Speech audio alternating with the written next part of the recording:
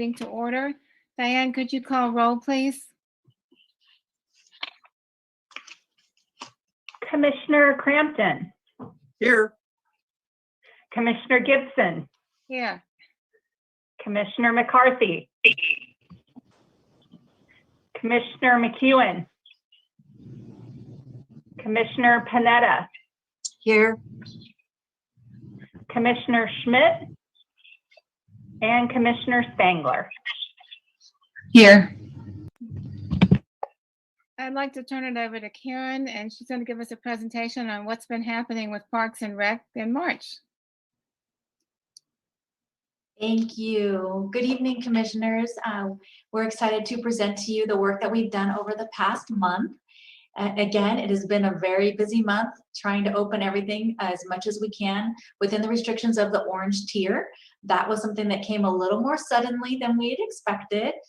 We had hoped that it would open earlier rather than later, but then we had gotten notice that it was going to be later, and then it turned out to be earlier. So we rolled with the punches and did some heavy lifting to do quite a bit of work this month. And I believe Shannon is going to pull up the presentation for us. And we'll take a look at that. And it'll be in the similar format that you're used to.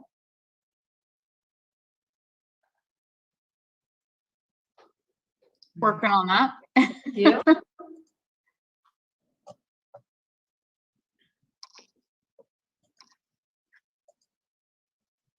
This is not letting me present. I don't seem to have the option to present, Nate.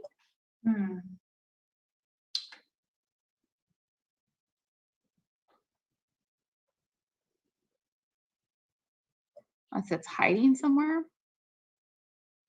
Let me see. Here we go. Got it. Thank Hold on 1 second.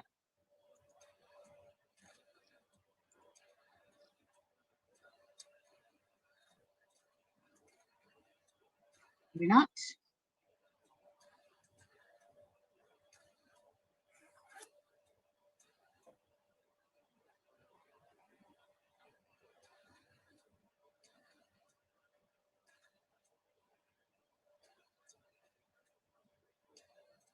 Fantastic. Thank you so much, Shannon. So, Okay. Is that loading better? Sorry about that. yes. Okay. So welcome to our Parks and Recreation Department update. We will go through each division as we typically do, and I will do Andrea's portion. She's unable to join us this evening. But today we're going to be going over our Parks and Recreation operations for March 2021, just giving you the high level highlights, and then we'll be opening it up for public comment and then any questions you may have. And we're going to start off with Louie with Parks Division operations.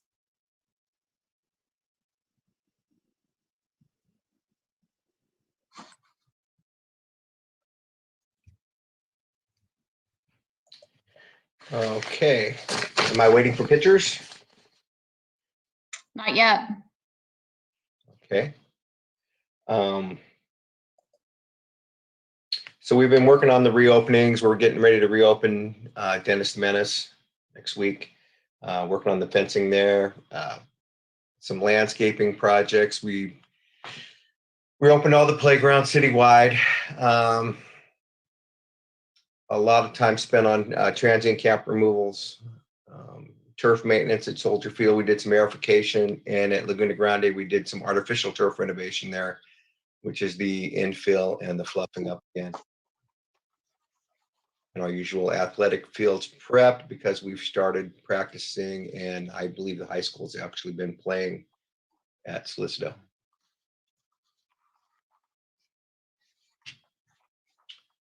And once again, we're preparing the ball fields for the turn of baseball and softball. Jacks, I know they've been practicing there. The visitor center, we redid the landscaping over the visitor center. It was a little tired. And Jack's Park, we installed a metal fence in the front to keep it more secure at night when there's nothing supposed to be going on there. And we also did some landscaping around the front. The gate seems to be working out well, and it's not bad looking either. So.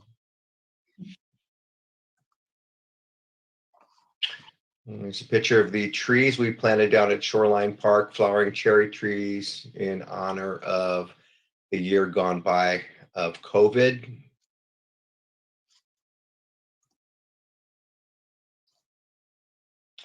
Here's a picture of the metal fence in front of Jack's Park. It's open during the day, closes either at night or after the baseball games are done.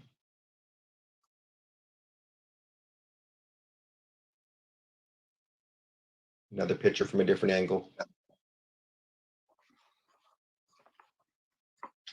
Forestry, CAL FIRE, we've been lucky. We've been able to use CAL FIRE early this year, getting a lot of stuff done. We're working on trying to determine why the oaks are dying and declining in the area.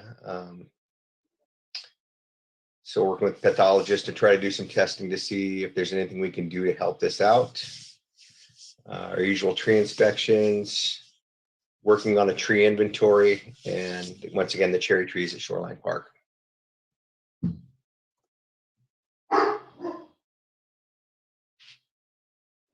Cemetery operations usual.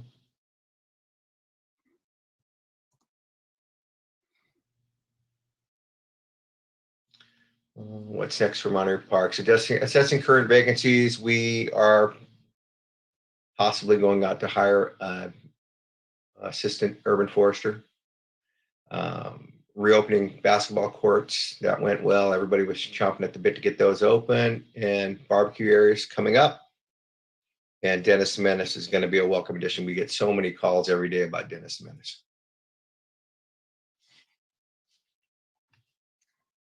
Okay, so recreation has continued to be busy. These are just highlights from this past month. We're continuing with the social media, constant contact, and other promotions now that we are slowly getting ready for summer and offering different activities. We're still offering much less than we used to. So we're not to the point yet of preparing an activities guide for the divisions. We just don't have enough to include, but we're trying to do our best to make sure we get the word out through social media, constant contact, print, and emails and all of that. We did assist the Monterey Fire Department with the vaccine clinic that they held for Gathering for Women. We'd love to assist more. We have our senior drive-through Meals on Wheels, which has dramatically increased. We serve 508 meals in March. So the drive-through portion is actually more successful than the in-person congregate dining that we used to have. And then tax prep for March, has 88 individuals served. The IRS actually extended the tax deadline to, I believe it's like May 15th. So that will continue an additional month as long as there's a need for that. The family and senior produce distribution is continuing. We've switched it up a little bit. In the month of March, we had 1,890 reservations serving about 7,500 individuals. And then we were lucky enough to get the National Guard. They've been assisting us since the very end of March. And they are just, kind of self-sufficient. We kind of are there to support them, but they make it look easy. They don't even break a sweat. So it's been a wonderful help, and has actually helped us free up a little of our staff time on Mondays. So that's just that. Then virtual recreation has continued. We've gotten some great responses and feedback from the community. We are at 49 weeks of virtual recreation, 47 unique cooking videos. We are nearing the point of sunsetting the weekly activities. We're going to shoot for 52 weeks of virtual recreation. That doesn't mean that we won't potentially still offer some virtual recreation, maybe a monthly activity, maybe some paid fee-based recreation, virtual recreation. But now that we're getting into the reopening of programs, people are looking for in-person activities, a chance to get away from the distance learning. So preschool is going very well at Hilltop and El Estero. As we mentioned last month, we now have 3 preschool classrooms. We're getting calls daily from parents wanting to be added to the wait list, wanting to see if there's spaces. We moved out of the purple tier, and when that happened, the restrictions on cohort sizes loosened. So we actually have anywhere from 14 to 15 students in the class with 2 instructors. We're shooting to get back to our original 20 students in a class in the next couple of sessions, and that would be a 10-to-1 ratio. So we were also, because we were able to add more students, we were able to rehire 3 support preschool instructors, which was really nice to get some people back. And then next school year looks bright. We have a very long wait list. We have students that plan on returning. We are also offering Tiny Tots summer camp for that same age group that has another wait list. So we're hopeful that we'll be able to continue offering these programs. And the kids are having a great time and have no issues wearing their masks, and it's been a great experience. So that is preschool.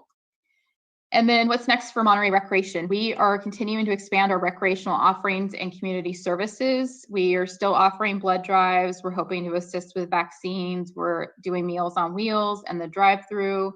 There's potential to continue to do other drive-through opportunities. Maybe Thanksgiving will continue to be a drive-through, and Christmas meals, as long as we cannot have really large groups gather. But again, things could open up pretty quickly. They're shooting for June 15th for maybe a potential full reopening of the state of California. We'll see what that actually means.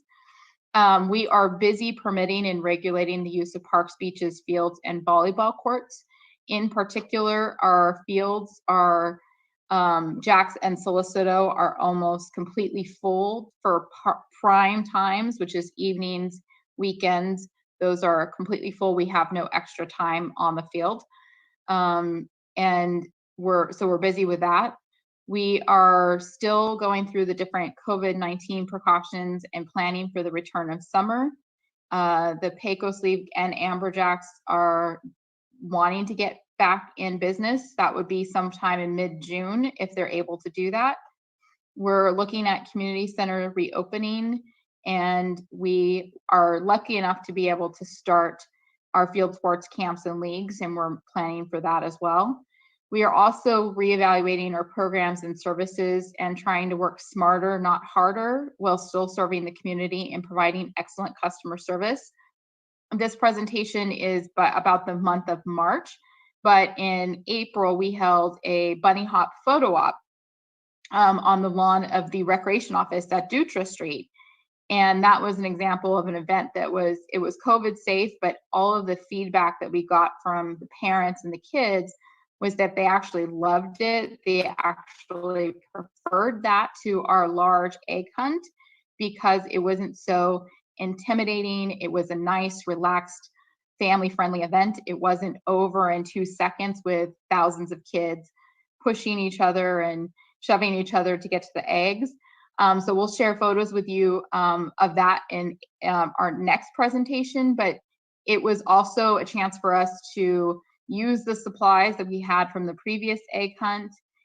We made a little bit of money, about $1,400, but we were able to do that with really like 3 or 4 staff versus our traditional egg hunt, which was be all hands on deck, overtime, working on weekends, having 40 plus part-time seasonal employees there for a few hours in the morning. It was just, and we got basically the same response from the community. And we had people from all over the peninsula, Salinas. We even had someone who just happened to call us, and they were visiting from Florida. So we, and we served such a diverse group of people. It was really, really a great event. So I'll give you some photos at the next update, but that is kind of what we're working on.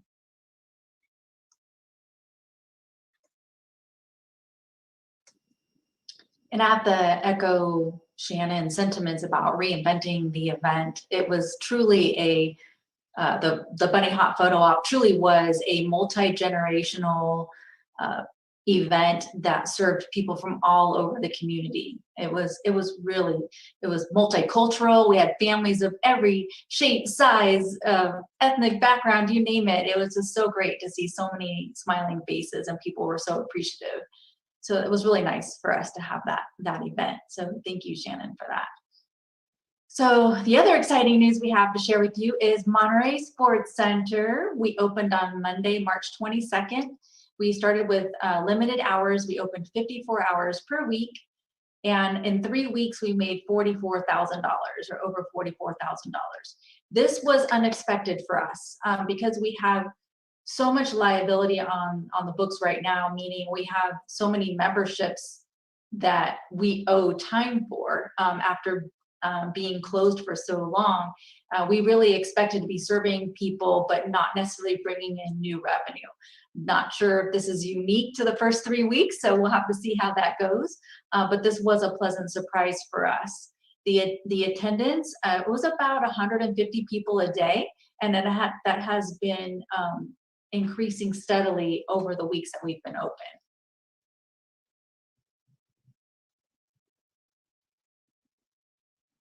So the staffing at the Monterey Sports Center, we were very thrilled to re-employ our aquatics coordinator, Tony Graffignino. He is our full-time aquatics coordinator who has worked for us over 10 years, maybe close to 15 years. And so he has been extremely busy helping us reinvent and reinstate our aquatics programs in the pool.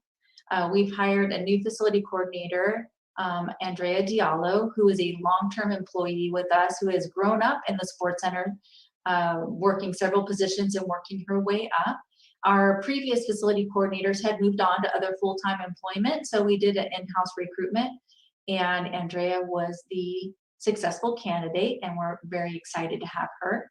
We also re-employed 6 of our previously full-time staff in part-time positions. So because of the limited budget right now, we are not able to bring back all of our full-time positions right away. And we're just very fortunate to have some full-time employees who are willing to come back and help us part-time. Their historic knowledge and their expertise is invaluable. And really, the fact that they were willing to step up and help us and return to the sports center in a part-time status really made our reopening successful. We also re-employed 42 part-time employees, so that's 42 people who used to work for the sports center, have agreed to come back so far, and then hired 6 new part-time staff. We are still working furiously to add staff to the team, because as we add hours and as we add programs and services, we need support for the supervision of the programs, as well as being able to actually provide the services at the sports center.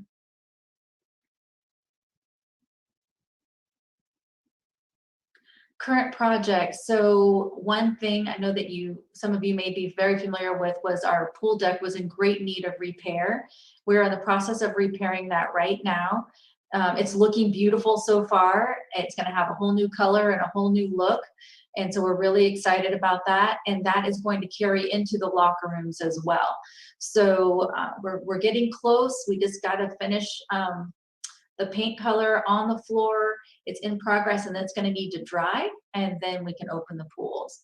The stretching area, that has been a long-term goal since COVID hit. We've been wanting to replace the carpet in the stretching area with rubber flooring that matches the type of flooring in the other rooms, those cardio and weight room and physical therapy areas. Due to COVID, the delivery of the material has been delayed. So the construction's been delayed. So we're just doing a really good job of disinfecting that area and keeping it really clean. but as we wait for that project to ensue.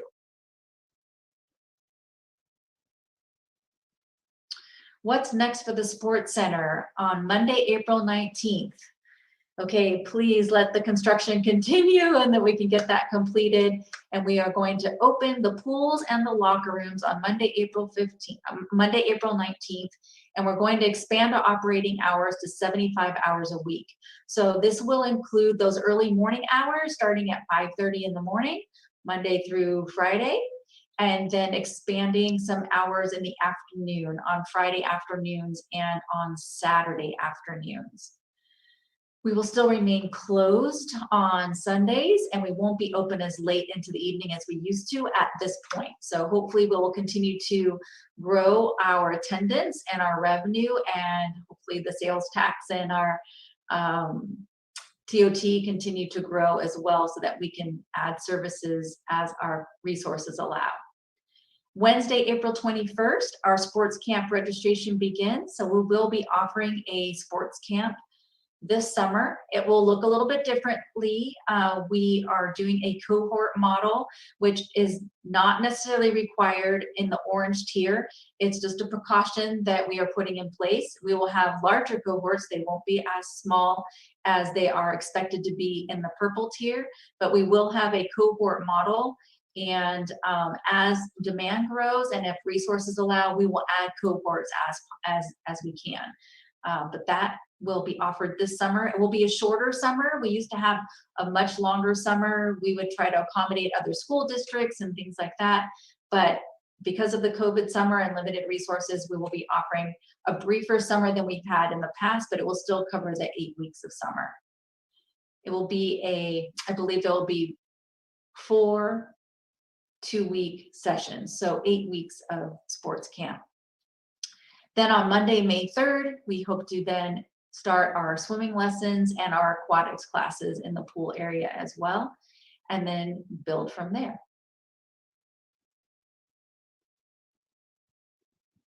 And that concludes our update for March, and we are open to any questions or comments that you may have at this point. So Nate, could you go ahead and process any callers that are specific to this presentation?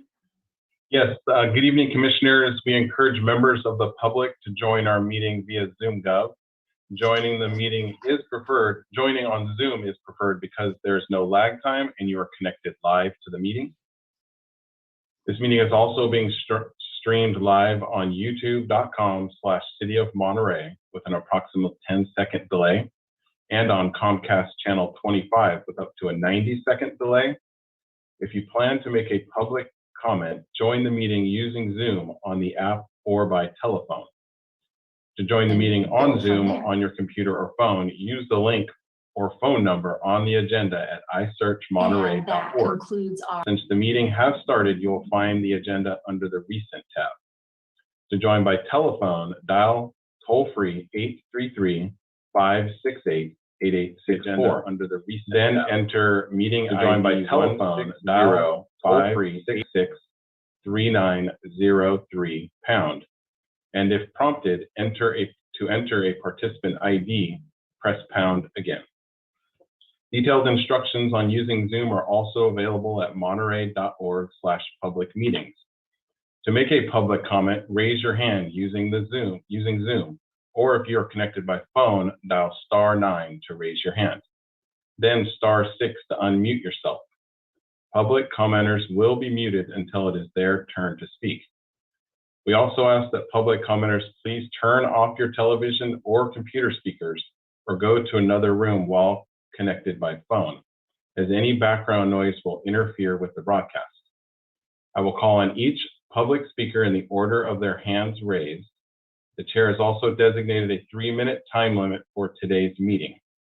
We look forward to receiving your public comment on this agenda item.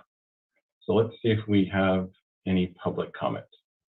So yes, we have 2, and I will unmute the first one. So Jean Rash, you are first to speak. Go right ahead. Make sure to unmute yourself, which is *6 if you are on your phone.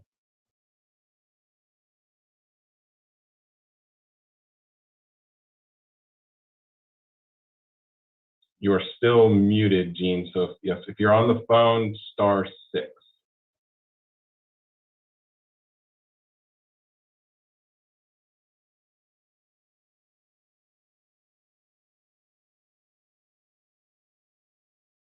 I'm going to put her back on, and I'll go to the next caller. So I'll be right back.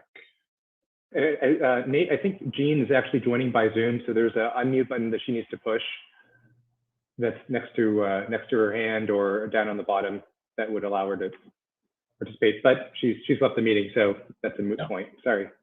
Okay, yeah. So now we'll go to Bruce. You are now able to speak. You will also need to unmute yourself.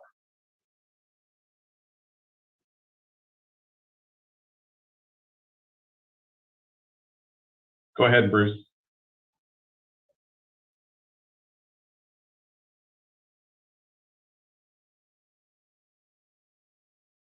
Yeah, I see that they're not muted, but I don't hear anything. Are you there, Bruce?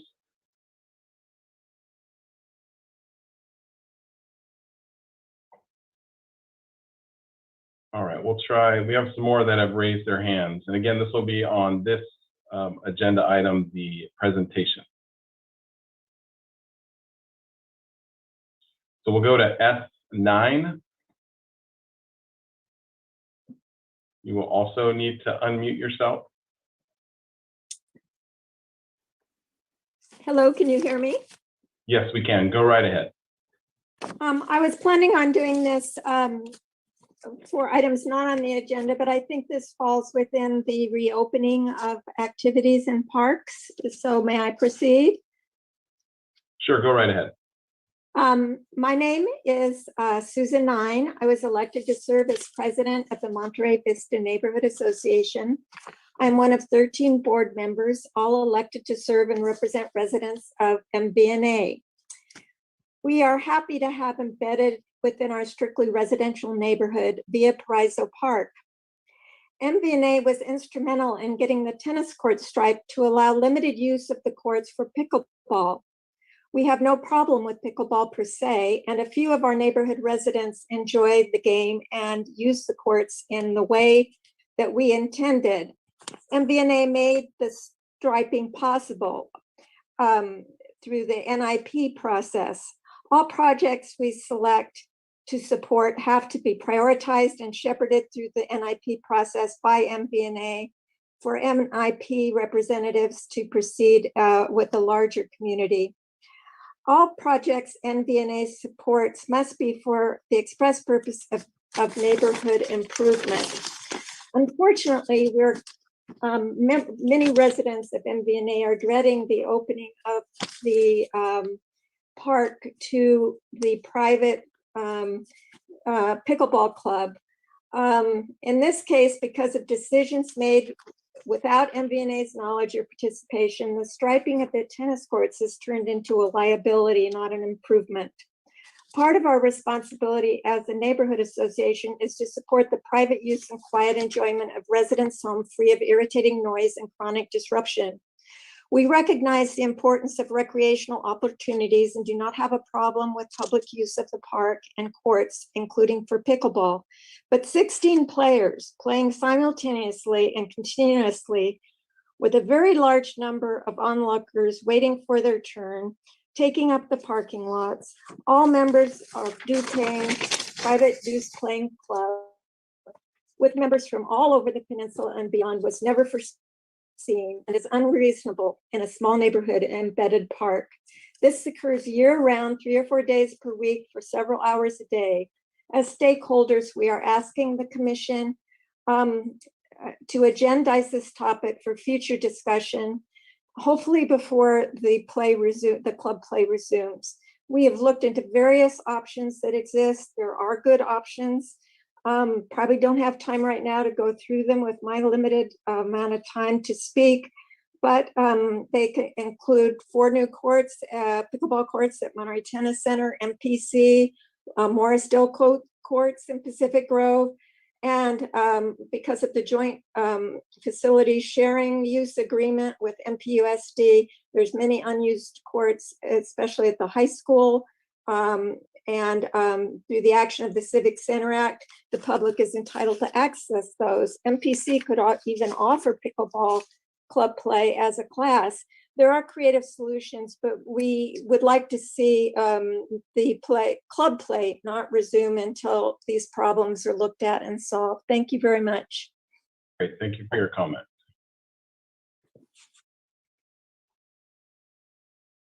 And we have another speaker, Paul O'Leary. You also need to unmute yourself. There you go. Yes, sir. Can I share a video with you?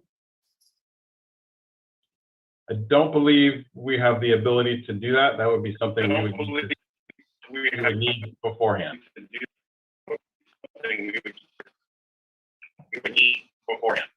Okay, all right, well, let's keep talking. Members of the commission, my name is Paul O'Leary. If there's a silver lining to the pandemic, it's been the relative peace and quiet we residents living within earshot of Valparaiso Park have enjoyed over the past year. Relative, I say, as the city manager and Parks and Rec staff were called upon on several occasions to stop unauthorized group pickleball play, and through various changes in signage, they effectively stemmed the flow of violators, and I thank them for that. But now with the reopening of facilities, we are once again reminded and concerned that the quality of life we've been enjoying is about to end with the reintroduction of club pickleball play at the park. In late 2019, we collected over 100 signatures of residents opposed to the club pickleball play at the park. Nearly every resident within earshot of the park signed that petition. We are opposed to the intolerable noise which the club creates while 16 people play the game and 30 plus others stand around and cheer them on. We're opposed to the loss of parking as the club takes up all available on-site parking as well as street side. We're opposed to the group of primarily non-community residents taking over the park facility 4 mornings a week. We support resident pickleball play, not organized club play. We recommend and have recommended the city stop the current policy of reserved pickleball and tennis days and times. It should revert to the previous policy of first come, first served. We also recommend the city remove the pickleball lines from one of the 2 tennis courts, making that one exclusive for tennis. The lines are a nuisance to tennis players, and as the courts were traditionally for tennis only, it's only fair to keep one solely for tennis. 2 courts for resident community pickleball play is sufficient. This is the 4th, maybe 5th time I've spoke before the commission on this matter. Most of it was November, December, January, February, year past. And as of yet, the requisite changes that we've requested, the residents of the community have not been made. On behalf of my neighbors, I request the Parks and Rec Commission take advisory action to the city to implement our requested changes, or that you recommend this important issue be elevated to the full city council. Thank you very much. Great, thank you for your comments. We have a couple speakers, so now we'll go to Pat Benza, and you are now able to speak. Hi. Hello, this is Pat Benza, and I oh gosh, I know. Okay, hold on. I know I have to lower this sound. Okay, hold on. Oh, got it. Okay, hopefully this works. Okay, Pat Benza, and I live in the Monterey Vista Neighborhood Association area. And I want to speak about the pickleball. This is a much bigger issue than Monterey Vista. It may even be a bigger issue than Monterey alone.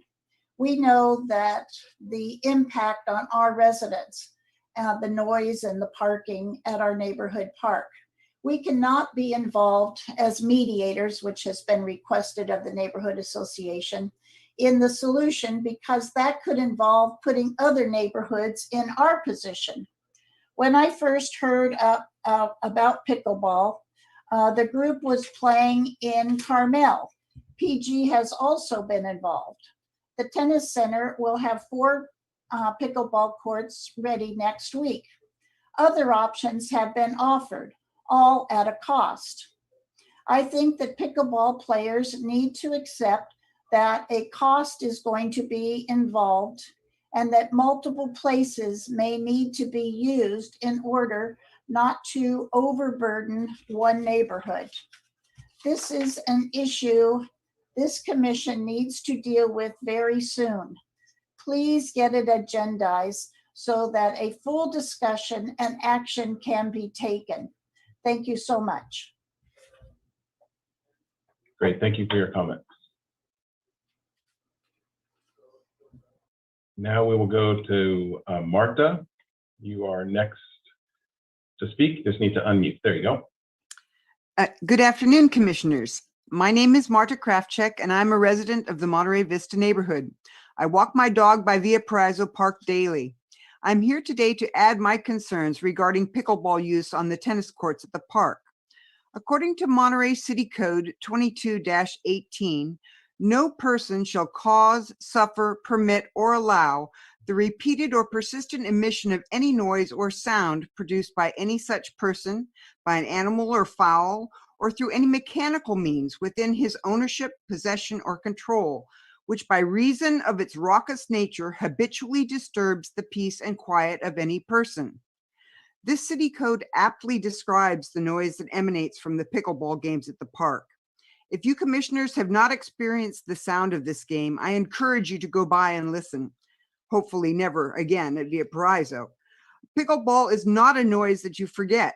The noise made by these paddles and balls is a repeated and persistent noise produced through mechanical means. It is raucous in nature and definitely disturbs the peace and quiet of the people in the neighborhood. If I hear active play, I do not walk by the park. I can imagine most families wanting to spend time with their children at the park would leave immediately once pickleball play has begun because you can't even hear yourself think. Even if neighbors retreat inside and close all the doors and windows, the sounds of balls bouncing off the paddles is piercing. And when you add to that the cheering of several dozen pickleball players, this definitely can be classified as raucous noise. This is a park in our neighborhood that is run by the city of Monterey. Our neighborhood is not responsible for the upkeep or the rules of this park, and Parks and Recreation issues permits for group use of the barbecue areas. This park was not designed to have group tournaments several mornings a week. The players take over the courts, the parking, and essentially the entire park, as it is certainly not pleasant to visit during pickleball play. I urge the Parks and Recreation Department to review and agendize pickleball play at your next meeting to discuss the use by a group playing for free at our neighborhood Via Paraiso Park. This is a citywide issue and should be addressed as such, not one for individual neighborhoods to negotiate on their own. There are multiple venues available for team play, and a neighborhood park is not one of them. Thank you for your time and your consideration. Thank you for your comments. We have one more speaker. Last 3 digits of the phone number are 366.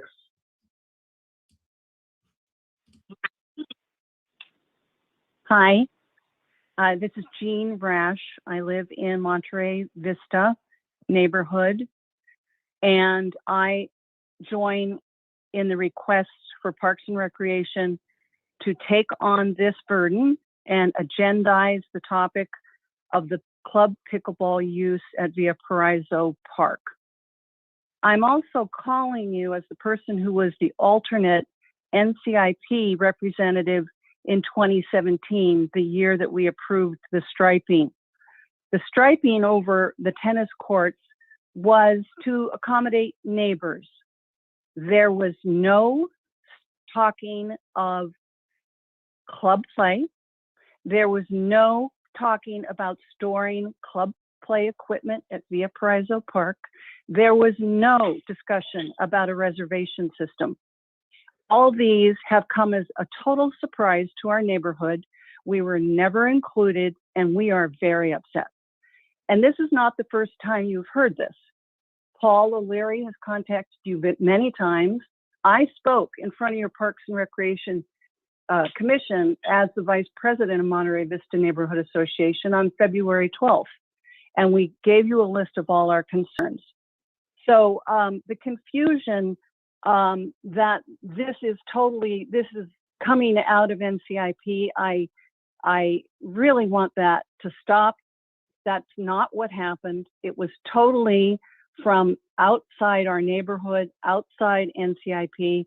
You have to agendize this. And I appreciate that your department has been under a lot of stress. I get that. You have to understand that our neighborhood has been under a lot of stress. We have our parks and our open spaces taken over by encampments. We have not seen our families. I have not seen my daughter in 14 months. We are all struggling to participate in the COVID reaction. I'm giving vaccines as a registered nurse. I'm trying to do my law practice. You aren't off the hook in having this be the responsibility of Parks and Recreation and the Park Commission.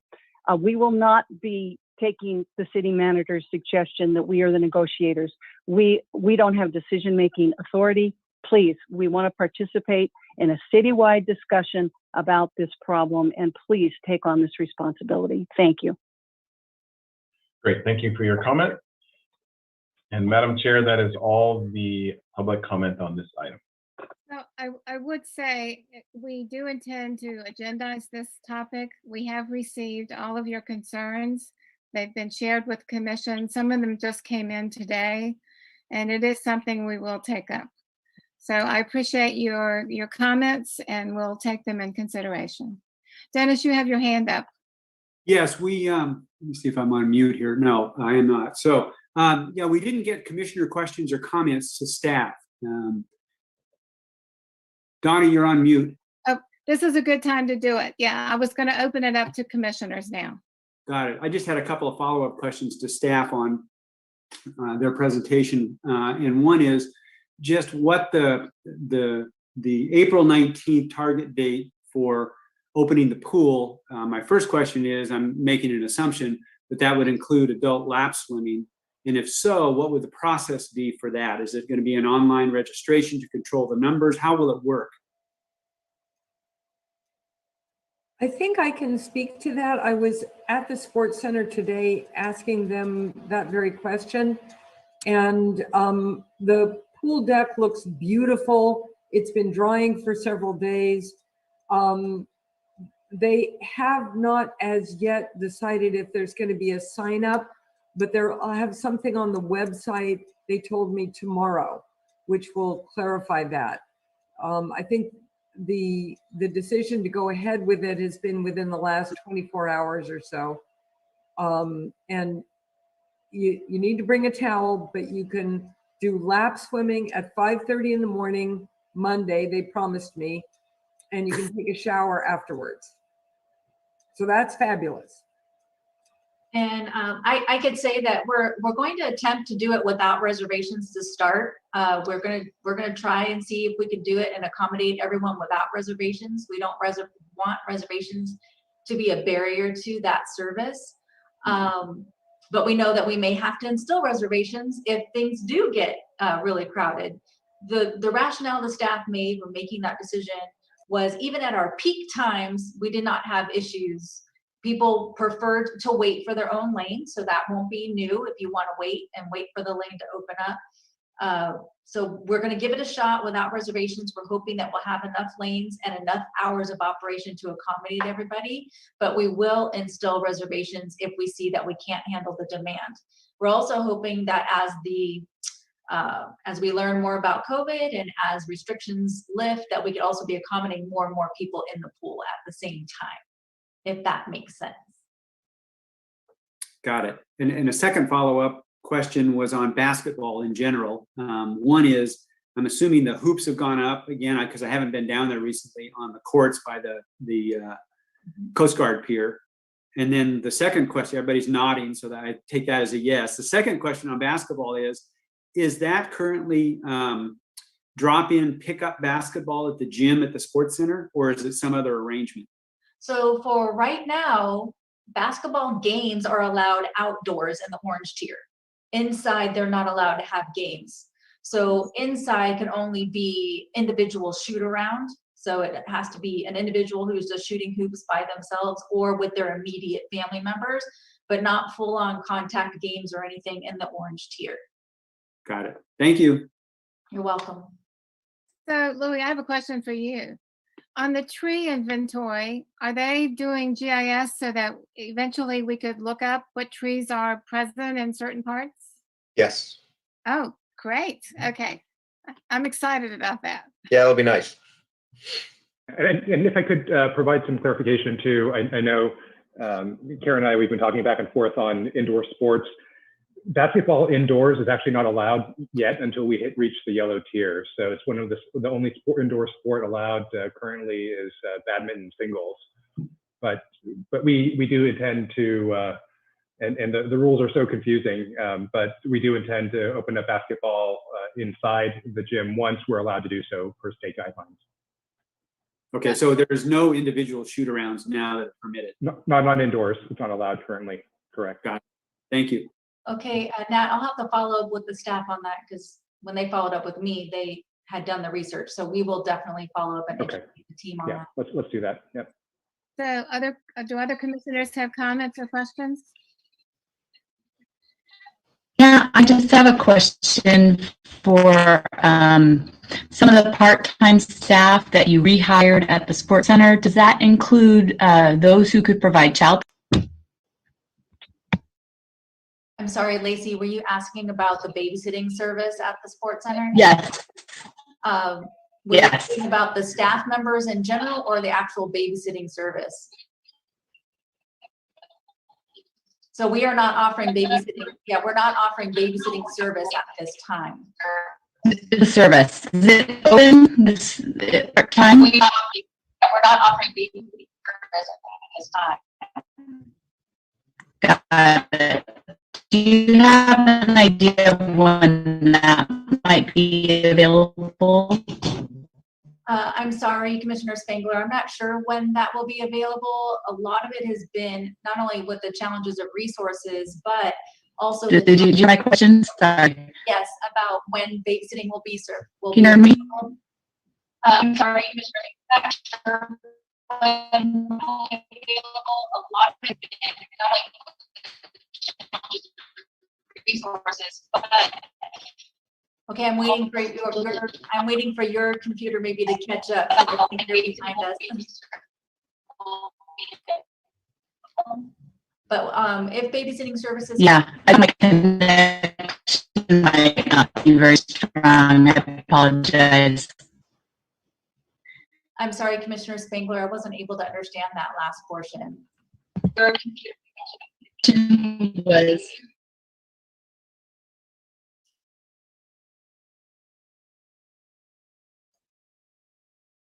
Hi, Karen. I think what she's asking is when would babysitting happen? And I think it's COVID related because of the children mixing throughout the day. I think that's one of the major. Yeah, so for us, part of it is resources and capacity. So right now we don't have the resources to be hiring that team back just yet. And also the ability to manage COVID guidelines with very, very young children. We just don't know how we haven't thought through that just yet, how to handle 6-month-olds up to 3-year-olds. We may have to start with 3-year-olds because we've seen success in our preschool program. So that might be the way that we start to reinstate and reinvent that service. But a lot of it's going to depend on resources and capacity as well as the pandemic and the guidelines that we need to follow there. I hope that helps. Okay.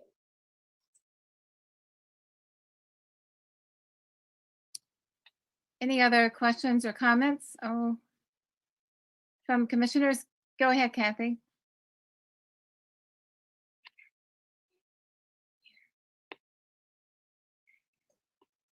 Need to unmute yourself, Kathy. Okay, they can hear me? Yep. Okay, I have a question for Shannon and one for Louis. Shannon, I'm really glad that the bunny hop is kind of cool. I was just curious about how many people you got there for that event.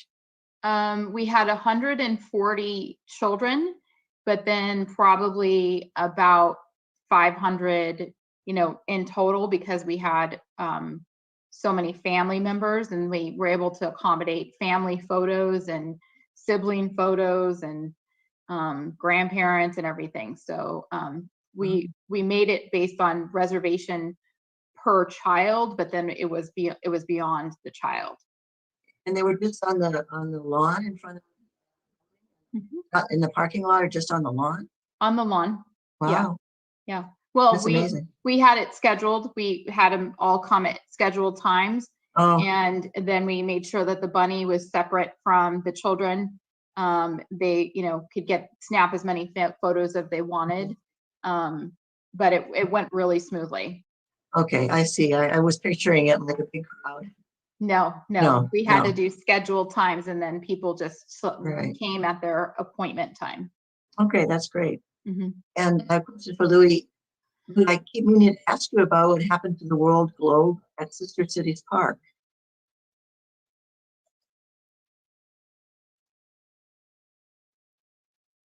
So it was vandalized a while back, but it was repaired, but we just haven't put it on yet. So we're putting it back up sometime soon.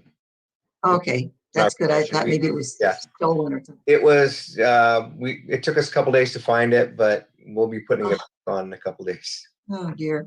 Probably Okay. next week. Yeah. All right, thanks. And actually, Louis, I thought there was some other statues that were supposed to go in there too from a sister city.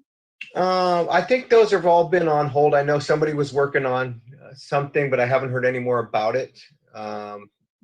Nothing was coming from us, so I have no control over that. There's other organizations that were going to, so they've kind of put that on hold right now. Okay. Other comments, questions? You guys are doing a phenomenal job, by the way. I mean, it's really great to see everything opening up, and fingers crossed, it's all really going to go smoothly. If there are no other comments, let's move on to approval of the minutes from the last meeting. Are there any questions or comments concerning the minutes? Hearing none, could one of the commissioners make a motion?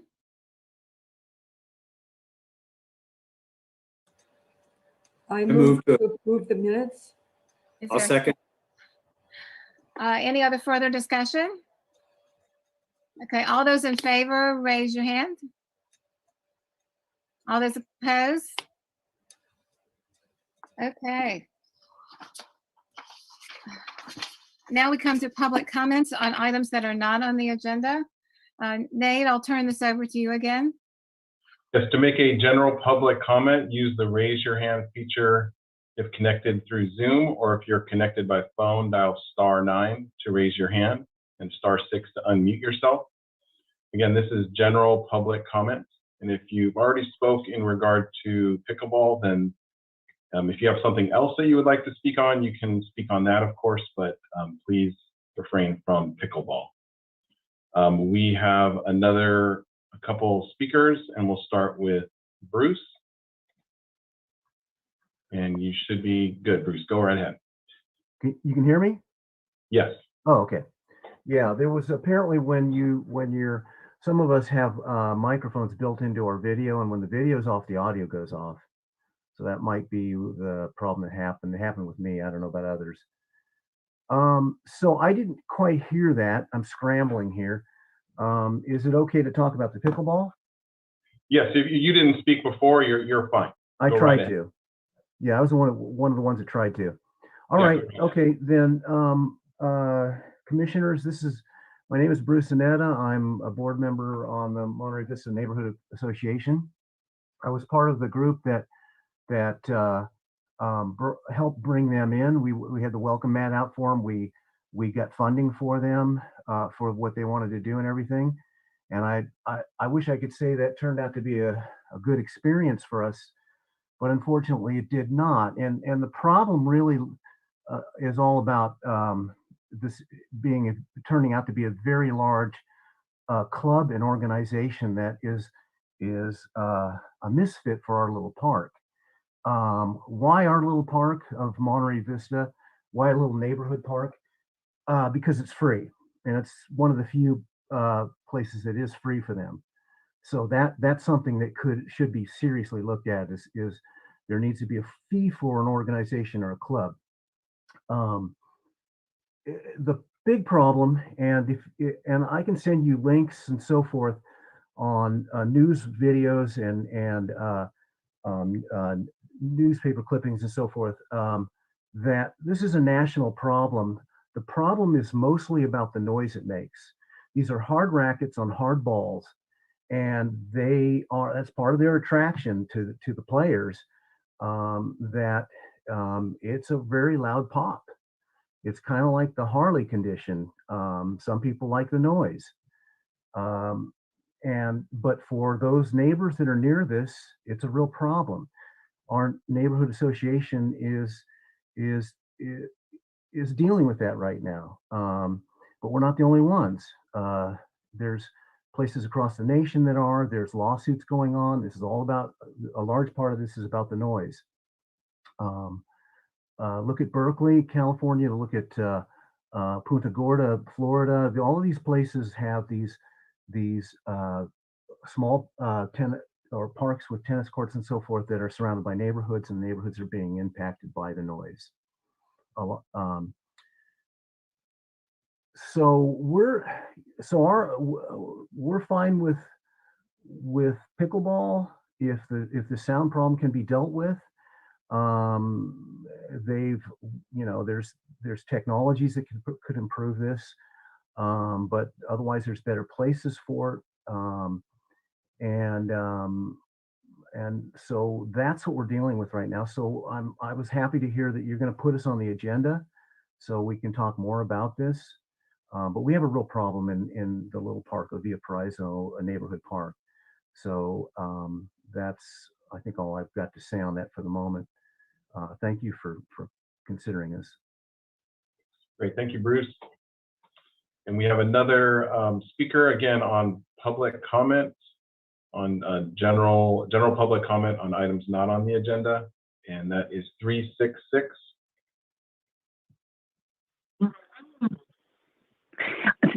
Thank you very much for taking the comments rather in reverse order. It's hard for a lot of us to get on. This is Jean Rash again, and I have a non-pickleball comment, but I wanted to thank you for taking the comments at the wrong time. It's so hard to get on. I appreciate your understanding of that. My question, and I don't know if Louis can answer it. I know you don't respond to the questions, but you mentioned the 440 CAL FIRE hours for fuel reduction, which I'm really glad to see. And I'm wondering if there's an update on the NCIP fuel reduction hours and I presume, private crews that are doing that, or are the NCIP funds going to pay the CAL FIRE crew, which I don't mind either. I just want to know that our NCIP funds are being aggressively spent on fuel reduction. And if anybody can make a comment, great. And if you can't, I understand. Thank you. Bye. Great. Thank you for your comment. And that is our last speaker.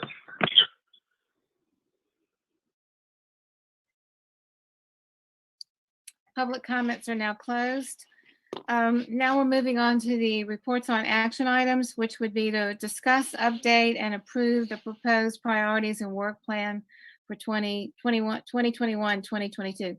Karen, would you discuss this? Absolutely. Thank you, Madam Chairperson. Just wanted to continue the discussion from last month. We did take your comments and concerns into consideration and then updated the draft work plan. And as requested, we left because we had some absences at the time and and want everyone to have a chance to weigh in on what projects they would like to work on, rather than saying, oh, you're not here, you're it, you get to be on this project. So we did remove the names so that you guys can all discuss amongst yourselves and about which projects you would like to remain on the list and who would like to be a part of those efforts. And I believe Shannon's going to show us the document, and we can actually try to populate it, right, Shannon? Are we going to try to populate it while they're discussing and as you decide? And then when you vote on it, it should be there ready for you to see. Right. And I guess one thing I'd say is, there are 10 items. There are 7 commissioners. Yeah. So my hope is that at least one of us should always take the lead on at least 7 of those items with an alternate. And then some of us are going to pull double duty. So I would say you're basically signing up for at least one alternate and one lead position on these items. Or you can adjust the amount of items on the list as well. At this point, you're not married to anything, so we can adjust as you like. Yeah, but just be thinking about that, because that way we all can basically decide what it is we'd like to work on. Mm-hmm. So, commissioners, would anyone like to speak up on something they particularly like to work on? Just a question before we go on, and this is Dennis.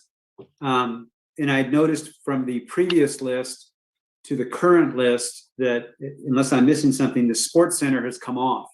And I don't remember that discussion. Maybe we had a discussion about why that was going to happen, but it's not on there, and I was wondering why not. That may have been my fault, Commissioner McCarthy. I had given Diane direction, and she may have misunderstood me, or I didn't make it clear.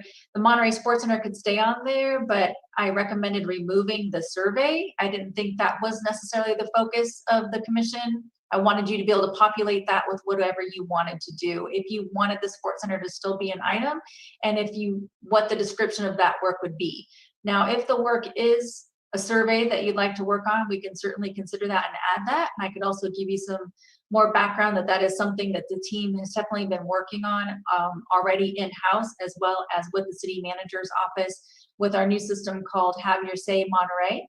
And at that time, we were also given direction that we might want to consider a larger survey that incorporates other services within the city, such as the library.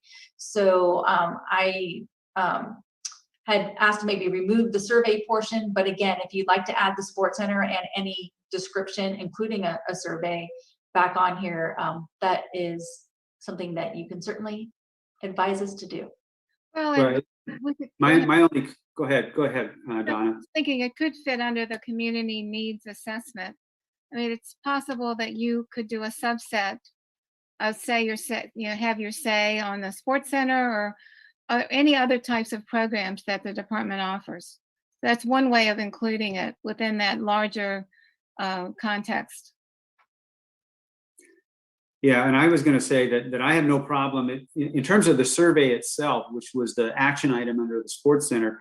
If that's being addressed, there's no reason from my perspective to leave it on our list or work plan. I guess my question to the staff is there any reason to have the sports center on this list and have a dedicated Parks and Rec commissioner or not?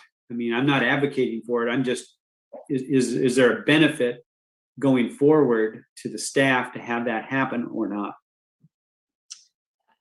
I'm sorry, I guess it just depends on what efforts the commission would like to see us focus on.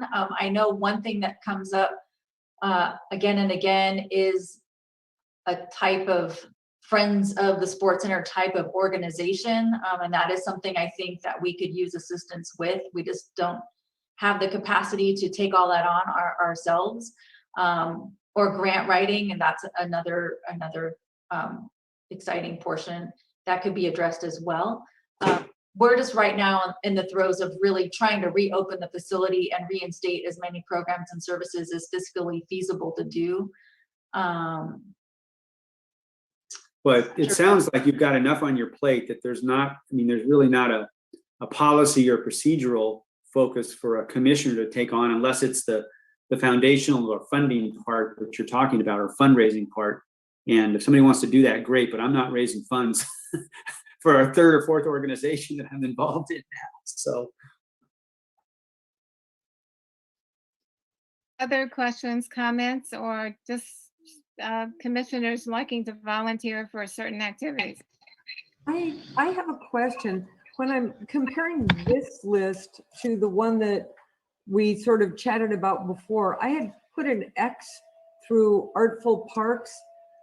Had we planned on dropping that one? I noticed it's still on there. And Shannon might be able to explain a little bit more, but I think the reason why there was an X through it was because it had to do with the Monterey 250 sculpture. And because that was already, that's behind us now, if we wanted to still continue with Artful Parks, that's clearly something that we can continue to do. But the reason why it was removed, we removed that Monterey 250 sculpture portion of it. But Shannon can clarify if I'm off track. Okay. That's correct. The Artful Parks is part of the Parks and Rec Master Plan. So whenever there is a park project, there should hopefully be some opportunity to include art in a park. I know Montecito is supposed to have some sort of artwork at the entrance. I don't think that's been added, but that's the reason to potentially, if you're interested in keeping Artful Parks as part of your work plan. Okay. Well, since I'm unmuted, I am happy to continue with NCIP. I know it's can be very challenging, but I feel I'm beginning to get a handle on how it all works. So I'd be happy to continue that. And I'm incredibly interested in the rec trail. And I think I had been alternate on that before. I don't know if Dennis is interested in staying on as rec trail lead. Yes, I'm happy to do that. And Ellen, obviously we could work as a team on it. Right. And that would be. Oh, I'm sorry. This is slightly off subject, but there was that memorandum by the city attorney regarding ad hoc committees, and we can have coffee to discuss it. Yes. So that's what it boils down to. So that's good. Actually, I'm pretty sure that you cannot have coffee to discuss if it's an ongoing, more than 6 months type of committee. It becomes more of a standing committee. So what typically happens, and maybe Nat can jump in here and help me, is when a council member, for instance, is on another committee or board, they attend. If they can't attend, their alternate attends, and then the feedback and the updates come under council comments at the end of the meeting. That's how they update the entire city council at one time, which prevents us from having to do individual meetings that are subject to the Brown Act. That way, every member of the commission or council is updated at one time in a public setting. I think that's kind of, if this is an ongoing thing, and this is definitely longer than 6 months. Well, you know, I have her letter here, and I attended the meeting and specifically used the word coffee. And there was the production of this paper, and our mayor asked again, and my understanding was that, because how are we going to do anything if we can't discuss it? And that was appreciated.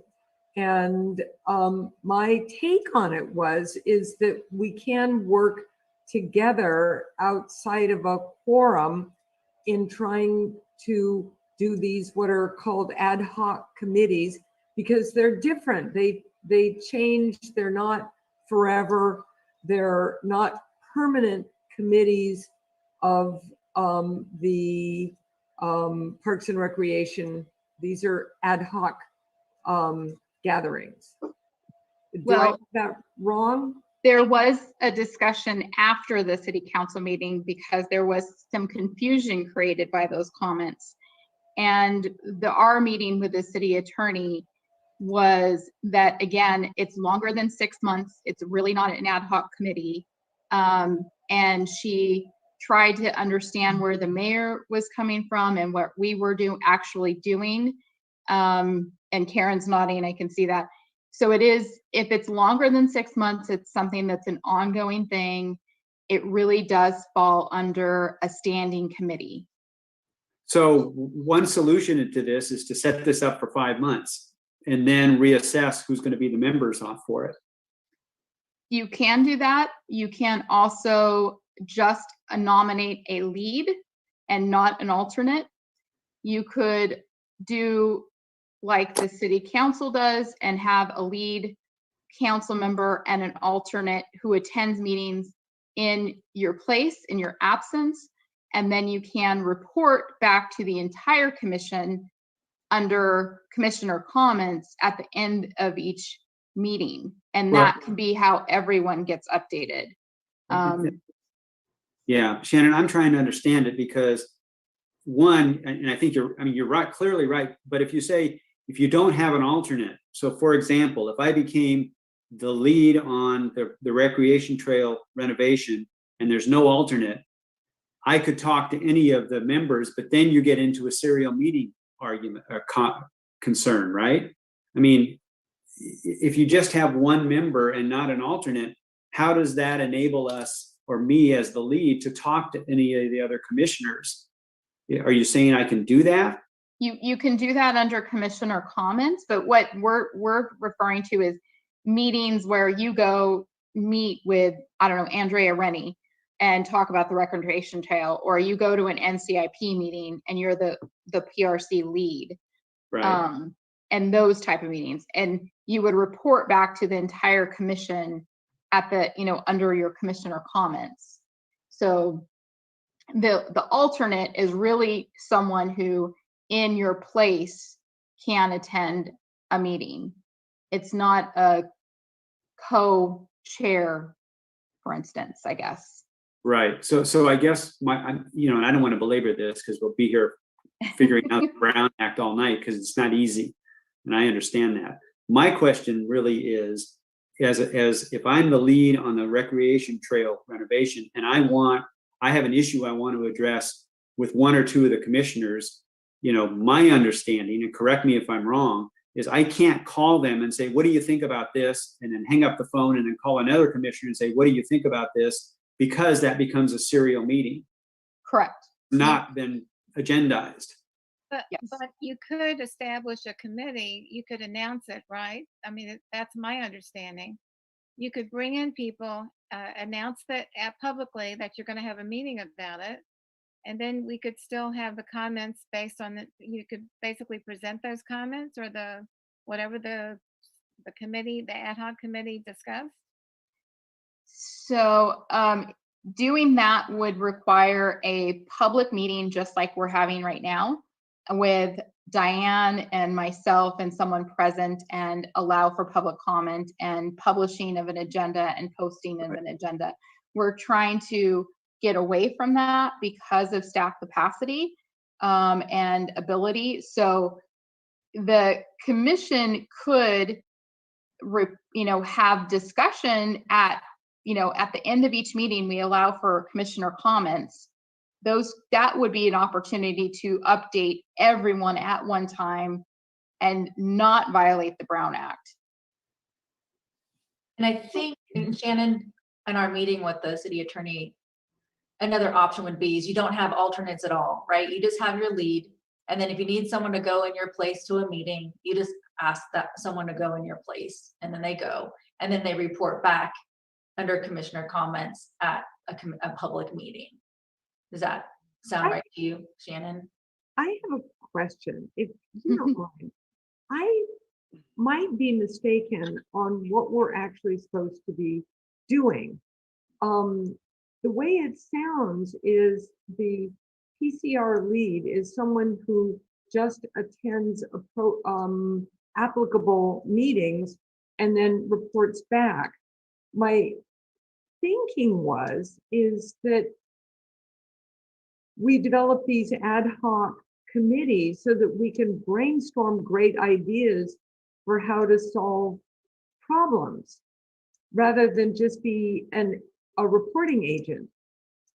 And it sounds like really we're only being reporting agents.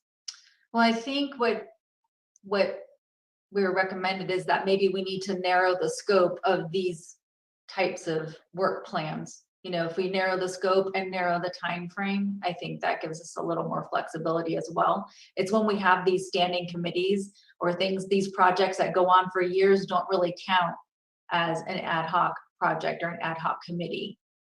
It's just something that has gotten stricter over the years, that as we become to better understand the process. So my question would be, if they wanted to have an ad hoc committee to discuss maybe setting up, the striping in a specific congested area of the trail that lasted for 6 months, that would still be okay. It's a little questionable. And I'm sorry. It's just, it's what has worked very well in the past is, for instance, NCIP.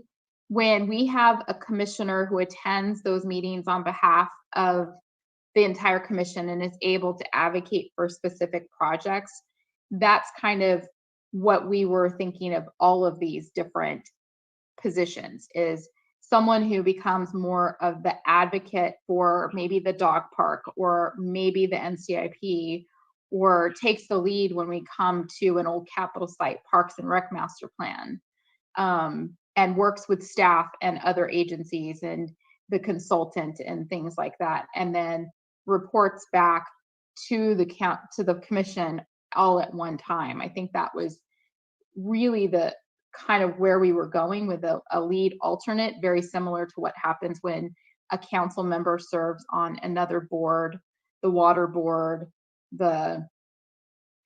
all the different things that council members do. Okay, I think I understand it now.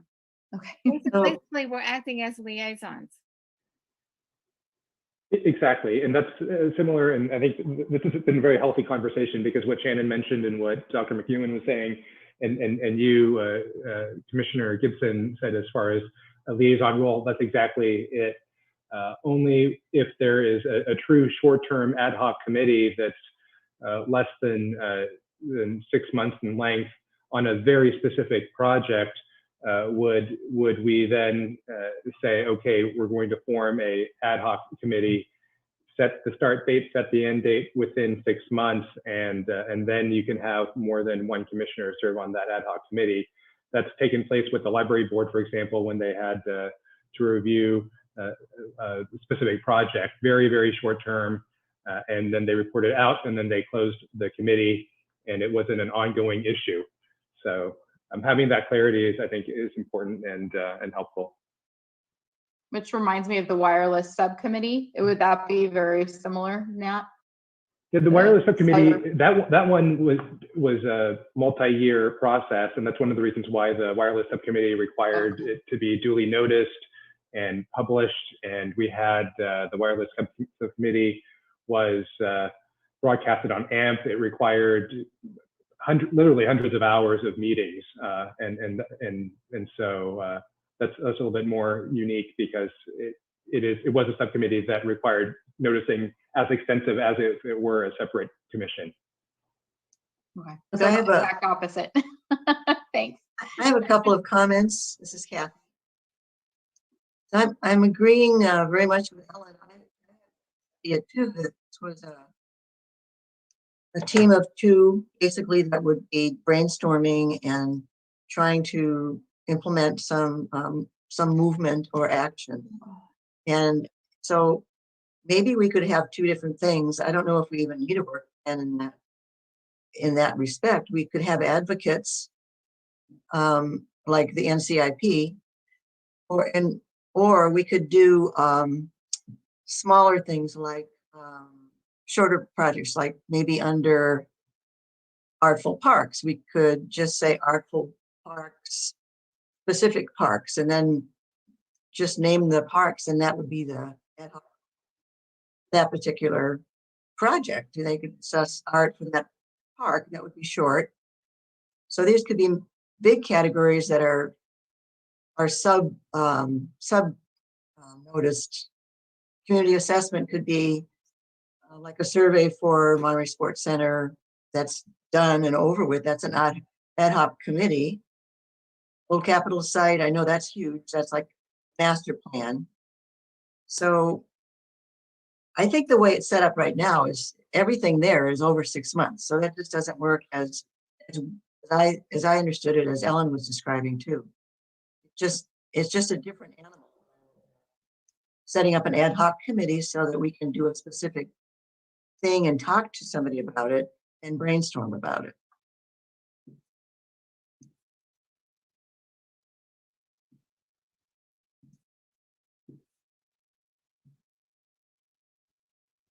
Yes, I'm trying to decide how I respond to that.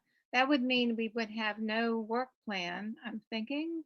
I mean, because it would be all ad hoc then. Are you, I guess I'm trying to envision what that looks like. I don't know, maybe we shouldn't call it a work plan. We can call it Park and Rec Commission advocacy. And then there could be an advocate for NCIP, Old Capitol site, operations, teen center. They go to the meetings, they report back. Then there can be another whole set of ad hoc committees that just come up. I mean, we would be doing things like, well, finding the dog park, maybe looking at dog park possibilities. That could be ad hoc. That can be less than 6 months. Specific things under the teen program, or specific parks and art. Just something specific under other categories or these categories. That could just be ad hoc committees. Because I think you really need to brainstorm. You need to have somebody that's interested as well as you are. I'm interested in dog park. I think Sid is too. I would work with her as an ad hoc, trying to find a location and looking, and then maybe location is the ad hoc committee. Maybe the next one is community outreach for dog park, another ad hoc committee. Because none of those are over 6 months. I think we could do that.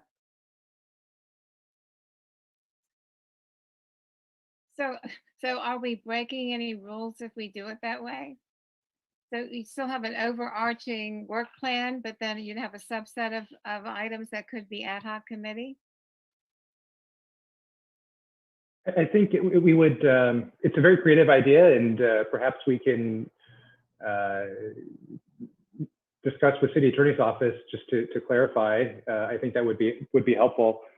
Personally, I think it's a fantastic idea to have these, you essentially maybe start with this work plan as a guide to who the liaisons are based on topic. And then when there's a need to activate an ad hoc committee, we just know that, okay, we have parameters. It needs to be less than 6 months. And as Commissioner Panetta mentioned, it's the dog park location siting committee that's very specific.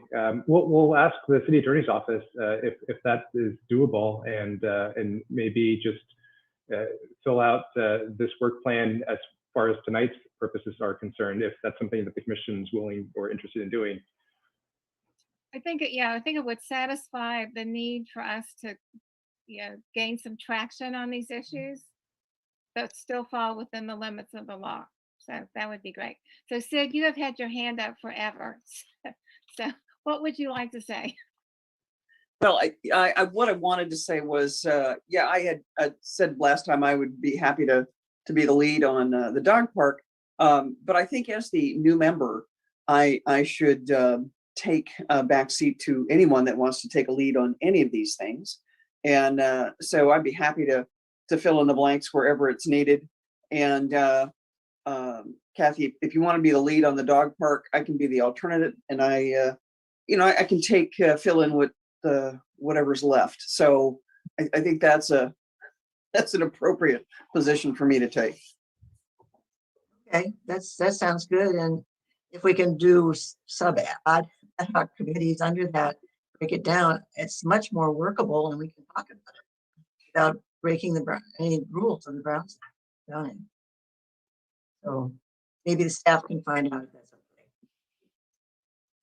So, along in that line, I would actually like to do community needs assessment. I think similar to what I used to do in my old agency. And I'd like to be a liaison when issues come up.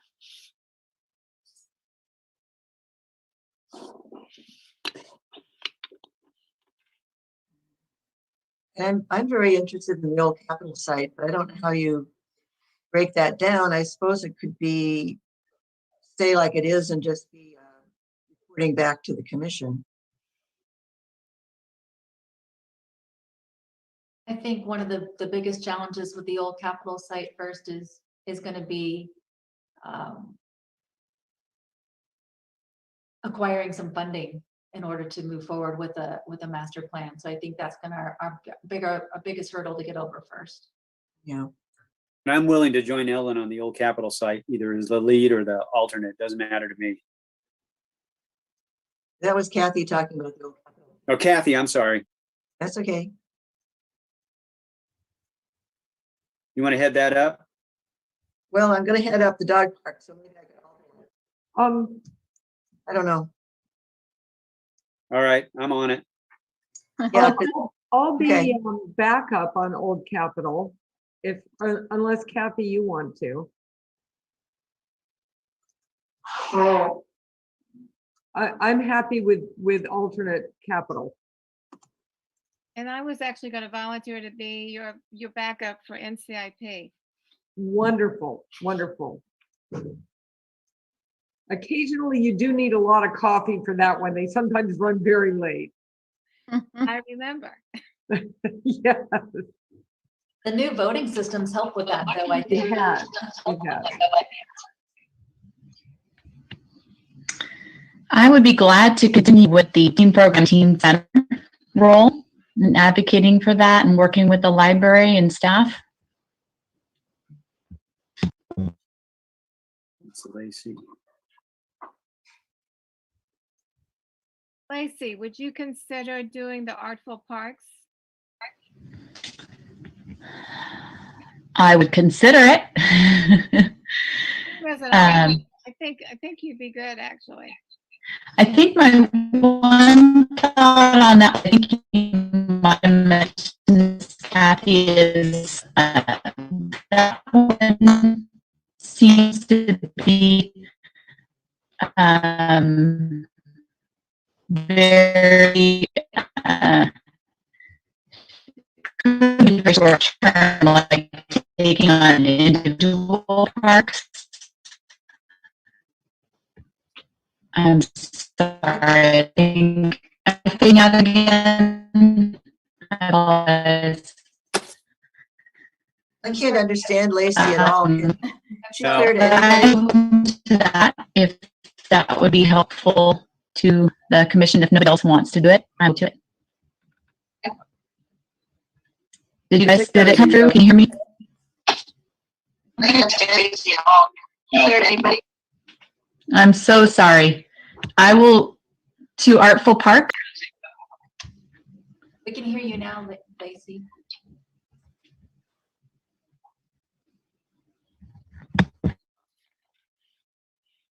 So we have a couple commissioners that are not here. Do we have any sense of what they might be interested in? Do we need to fill it out entirely? Or can we just leave blanks for now? If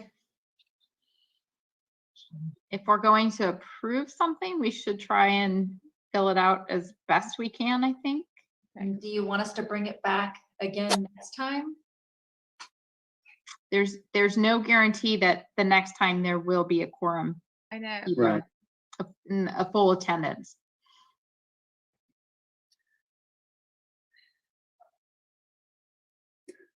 So our alternatives are to defer it and have pardon me, have staff follow up and see if they can fill this out with the commissioners directly that aren't here, or just assign them something. That's sort of the two alternatives. Or vote to remove something, I suppose, is another option. Right. we could assign them and they could then let us know if they decline that, I suppose. Well, I've said assign them, but I'm not in favor of doing that only because we then take a vote and then somebody says no and we're back to square one and we got to do it again. Right. And I still need to be assigned a lead, so whatever you'd like to assign to me would be fine. Sid, since other folks aren't here, what do you have an interest in? Well, I don't live near Laguna Grande, so I'm probably not a good person to select for that. The operations and maintenance and the partnerships would be interesting. Either one of those would be fine with me.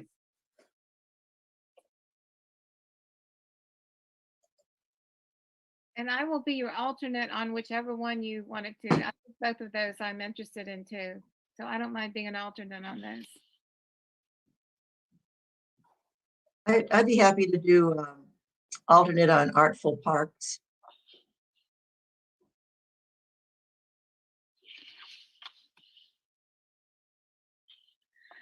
And I'll volunteer to be the lead on operations and maintenance. Who is that? Oh, Donna? Donna. I'll volunteer as alternate on community needs assessment.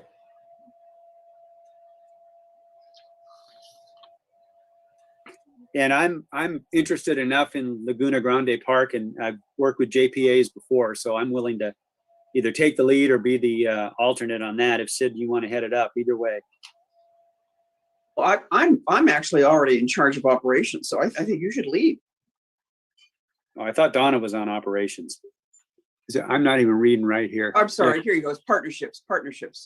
I'd be happy to back you up on Laguna Grande. I just don't know the area well enough. You got it.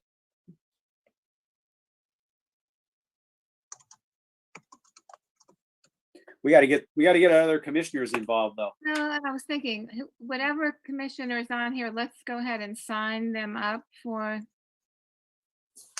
And I was suggesting adding Christian to on operations and maintenance. That sounds great because that's up his alley anyway. That's exactly, yes. And what about the teen program? Do you think he would be interested in that? I don't know what age his kids are. I don't know either. Well, by the He would time we be- get going, yeah. He could be good for Laguna Grande JPA as well. I'm thinking he lives in the Casanova neighborhood, but I'm not sure. So put him in there as the head. That'd be fine. Because he's not the head of any organization or any of these now, right? Yeah. So no, I'm not sure about his availability though. So, and then there's still the teen center. He might be a good alternate for Laguna Grande.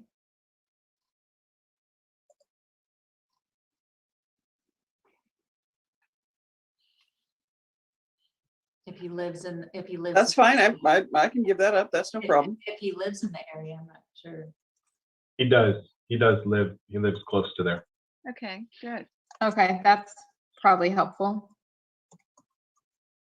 Okay, and then if everything's looking okay, then it looks like the only space left is the alternate for the teen program or teen center.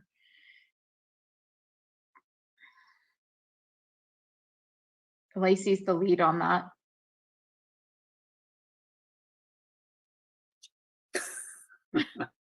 Oh dear. Okay, there are a We lot of absolutely have to have an alternate, or can we leave it blank? But I don't want to leave Lacey alone though, but if she knew that she can ask someone to cover for her if needed, is that something we're allowed to do, Shannon? Yeah, I mean, yeah, we could, there's no reason we can't leave it blank. Yeah. Just be a floating commissioner. Yeah. You can always pencil me in very light colors since it's teenagers are, it's been a long time. I've got a permanent marker right here. Shade that.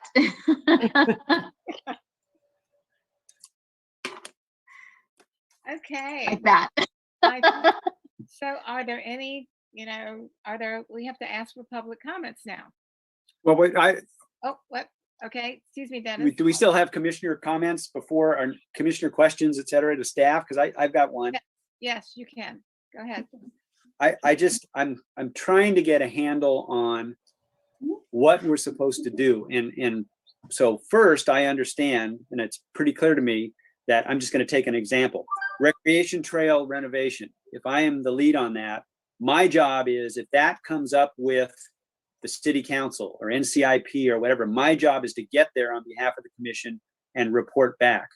And if I can't go, to try to get the alternate to go. That is the first mission I understand. The second mission that I don't understand, and that is the description of the work is initiate a trail-wide renovation project.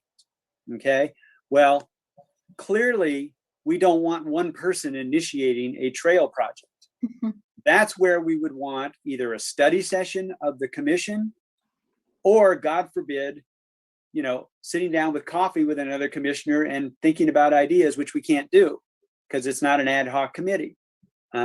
So I'm just flummoxed on how we're ever going to initiate a trail-wide renovation in terms of my role as the PRC lead on that, absent a duly noticed meeting of some sort.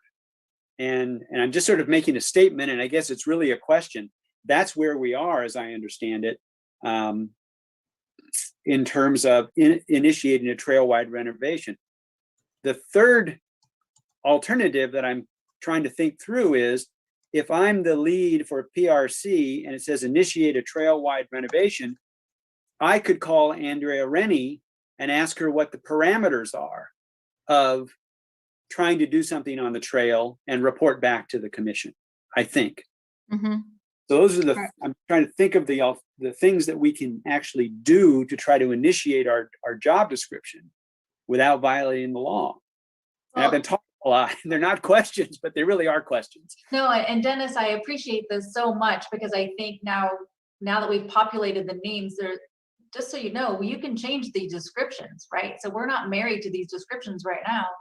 You can adjust what these descriptions are. I know that the recreation trail renovation came up even last time, and I was worried that we were maybe getting away from what a recreation focus would be and getting more into a planning or a traffic engineering focus. When we started talking about, getting bikes off the rec trail and putting them, on bike lanes on city streets.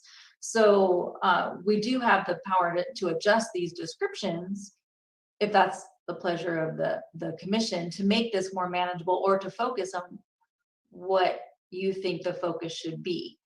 I don't know if anything that we've seen in the city council work plan also works with these topics, if there's ways that we can tweak the descriptions to help guide the work effort.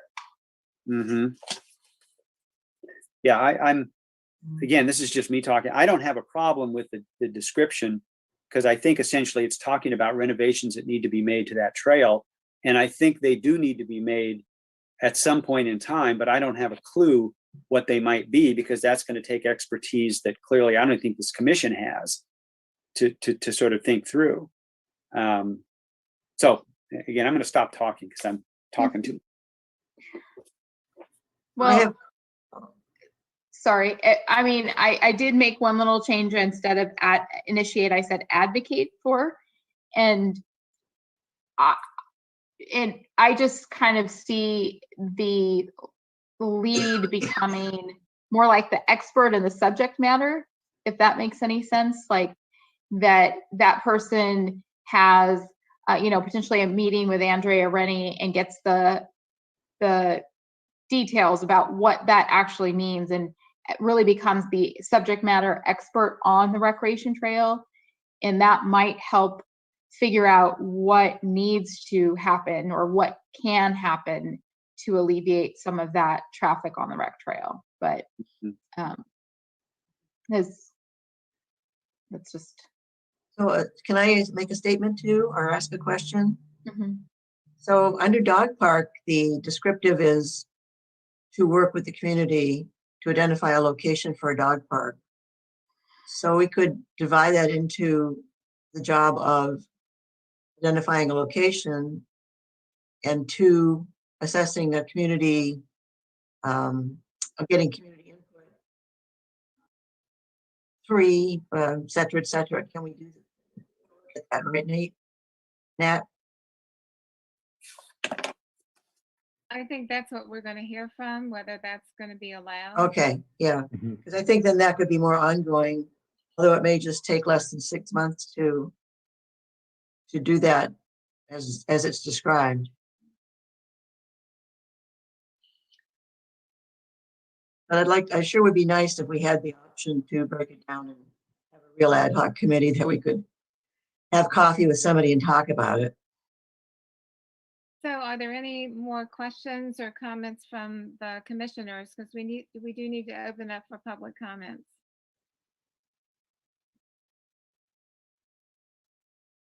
If not, do we have anyone on the line for public comments? Yes, Madam Chair, if someone would like to make a public comment on this item, use the raise your hand feature connected through Zoom, or if you're connected by phone, dial *9 to raise your hand. We do have one person that would like to speak. And that's last 3 numbers is 366. You just need to unmute yourself. Hi, it's Jean Rash again from the Monterey Vista neighborhood. Just one thing to keep in mind, the reason we have the Brown Act is so that these decisions are publicly discussed. And you know that, but it is tedious and it takes a long time and it's duplicitous, and you're right, it's hard to meet on the side, but it's for a purpose so that the public knows how these decisions are made. So I encourage you to have it be as public as possible and just to accept that tedium, and perhaps have your subcommittees be reports within your meeting, your general meeting. And I think it would help minimize miscommunication between all the factions in the cities as well. Thank you. Bye. Thank you for your comment. And that is our last speaker on this item. Okay, so public comments are now closed. Going back to the commissioner, or you have any other questions, discussions, and final comments? If not, we'll be ready to vote. Would someone like here to make a motion?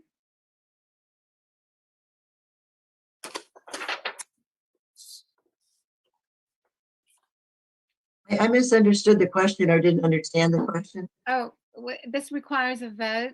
So if there are any more comments, questions, or discussion, if not, we're prepared to enter a vote. So I would need a commissioner to make a motion to accept this current work plan. I move that we accept the current work plan as it is presented in front of us. Yes. I'll second. All those in favor, please raise your hand. Aye. Aye. All those opposed? I think we have gone through this. So let's hopefully, at some point, we'll let Sid know what Christian we signed him up for. All righty, Karen, would you like to start us off with staff comments?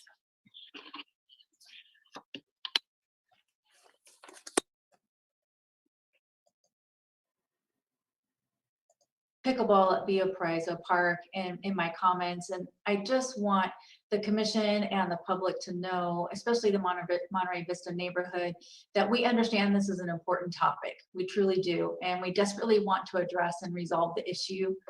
And I'd like to reassure you and the public and that the Parks and Recreation team is working on pickleball concerns as our resources and our capacity allow. we definitely are reading every letter, every comment that comes in. We take every phone call. We do our best to address everything that comes up. And during the pandemic, know that we did address all immediate concerns. If there was anything that concern about signage or following COVID regulations, we addressed those immediately. And as the neighbors have stated, that club play is not happening right now. And we appreciate them wanting to get ahead of this. That's my style, that's my nature. I like to get ahead of it too. So I can completely appreciate that. And we would like to address the concern as soon as absolutely possible with our team. We've just been on an incredible amount of pressure to reinstate other programs and services and opening facilities, and we work truly day and night to make that happen. But I wanted to communicate to the public and to the commission that we understand that this is an important issue to the community, and we aren't taking it lightly. I know it may feel like it because things aren't moving as quickly as they would like, but club play is not happening right now at the park, and we are working on pickleball behind the scenes. The other comment I'd like to talk about is the Laguna Grande Jpa. We do have a meeting that's coming up really soon, so it's going to be scheduled for April 21st at 6 p.m. The three things are going to attempt to accomplish during that meeting is a proposal to hire a consultant, Bellinger, Foster, and Steinmetz, to create a trail maintenance strategy and conduct an environmental review.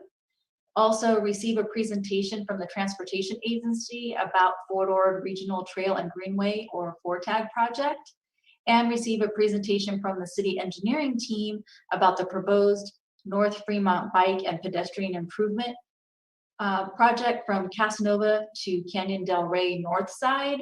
It's also known as the North Fremont Gap Closure Project. So that will also be presented at that particular meeting.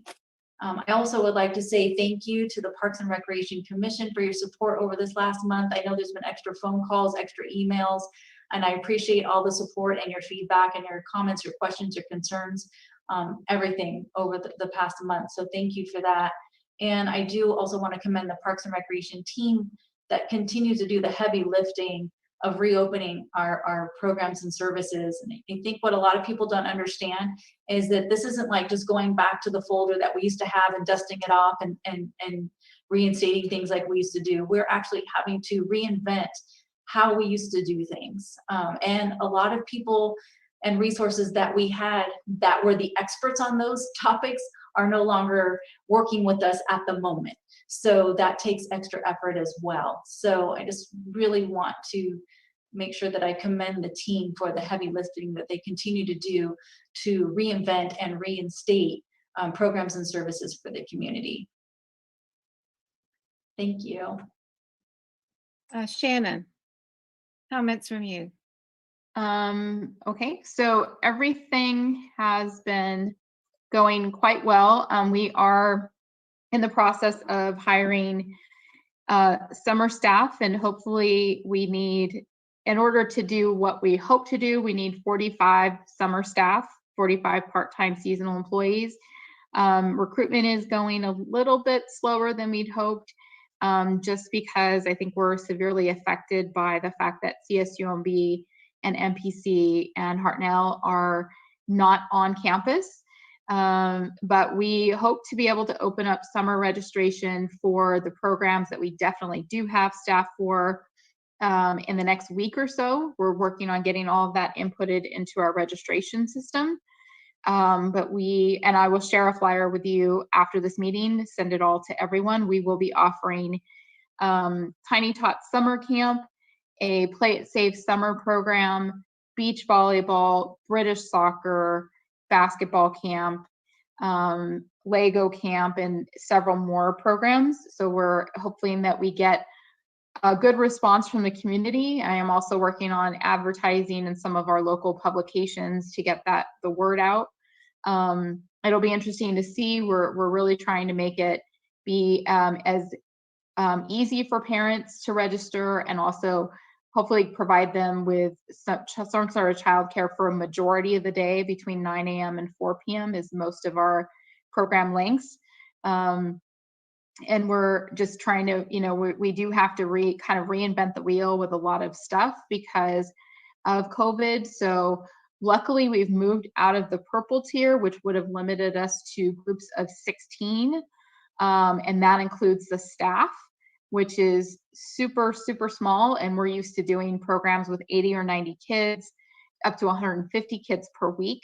We're now kind of more in the range of a group of 30 and having those kids stay with us for a week, 2 weeks at a time, so that hopefully we manage COVID. And again, we're planning on what the situation is now. Again, June 15th, the state should open up or could potentially open up, and things may change, but we have to plan for what the current possibilities are and adjust for that. And because all of our programs take so many months and months of planning, we weren't able to offer Camp Kinsabi or Whispering Pines this year. Hopefully that will return next year. But again, it's pretty impossible to run a camp program with kids each week and having all that mixing that's happening when you don't know when those restrictions are going to be lifted. So we're planning for what we can do now. We had a great bunny hop photo op. It was a wonderful experience. We're continuing to do our community services, as mentioned before. We were able to rehire a sports specialist as a part-timer. And so Brent Almario is back on staff, and we have just started softball leagues with our adults. That started in April. Just actually this past weekend was our first weekend. I was thinking we would have, half the numbers. Normally we have about 24 teams in the spring. I was thinking that we would maybe be lucky to get 12. We actually have 18. We have 6 men's teams and 12 co-ed teams. So that's a really good league. We also are hearing from a lot of people that they are wanting to enroll for the summer ball, and they're really looking forward to the return of 30 and over baseball. And then again, Brent is working on making sure we've got our sports camps ready for summer, and including beach volleyball, if I didn't mention that before. The new courts, for sure there's 2 nets up at Monterey Bay Park. If you get a chance to look at them, those are really sleek, and hopefully that will increase our play at the location. But we're just really scrambling. We're a small but mighty team with Nate and Rachel and Diane and Misty and Brent. And, we're hearing from a lot of people that they want our community centers open. They want Schultze reopened. But again, we're just trying to do as much as we possibly can with our current situation, and just really work smarter, not harder if we can, and partner with other agencies to serve the community in any ways possible. So things are going well, and I will send you that summer flyer so you can see what that's about, and you will be hearing about it more. But if you know of anyone who's looking for summer work, please, please, please send them my way. Thank you, Shannon. Louie, any comments? Oh, Louie, we can't hear you. Getting to unmute. Just been working to get the parks and ball fields open. We also got the volleyball nets up at Laguna Grande and Montecito Park. All the hoops are back up for basketball. Most of the swings are back up where we can do some distancing. And the final piece will be Dennis the Menace opening on next Tuesday. We're also probably going to have to start our fuel reduction early this year because the rain stopped so early. So we're preparing for that. That could start within a month. So that's it for us. So comments from commissioners. I'm just looking. Sid is at my top left, so I'm going to start with you. Well, I'm impressed with the work that's being done at the parks and the recreation to open up these programs as quickly with very little notice. I know it's very liquid right now as far as when things are going to move to the next level. So I'm deeply impressed. And, you know, I'm around a few parks where I am, and I commend you, Louis, on just how gorgeous they are, even without the rain. I mean, they look fabulous.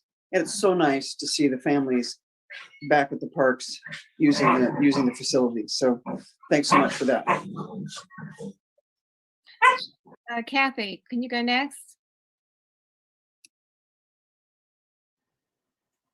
Yeah, I'd like to commend the staff too. It's amazing what you've done with the short-staffed group that you have, and the movement you've done to get everything back in going again has been quite impressive. Right? I mean, it's like a graph that goes up like that. It's really amazing how fast it's gone. I'd like to thank Louis and the staff for those cherry trees. They're beautiful along the path, and it's fun to see people playing basketball again in the court right next to that. So as I go about town, I look at these things and I really notice what wonderful things your staff is doing, Louis. Very good for everybody. Everybody's doing great with your staffs. So thank you all. Ellen, you're next on my list.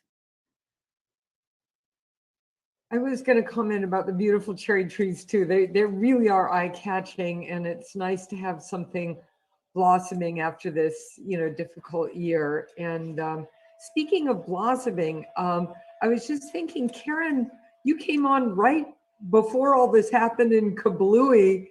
You had to recreate the whole thing, and I just can't commend you enough. I mean, granted, you were working with great people, everybody on the screen, but man, what a trial by fire. You guys are just magnificent. Karen, I really think you're fabulous, and it's been really a pleasure to work with everybody. The tone is always so upbeat. It's easy to get kind of discouraged about things, and when I see on my calendar, Parks and Rec meeting, I mean, I know that I'm going to feel uplifted at the end. So thank you, one and all, for what you do for me and for everyone in the city.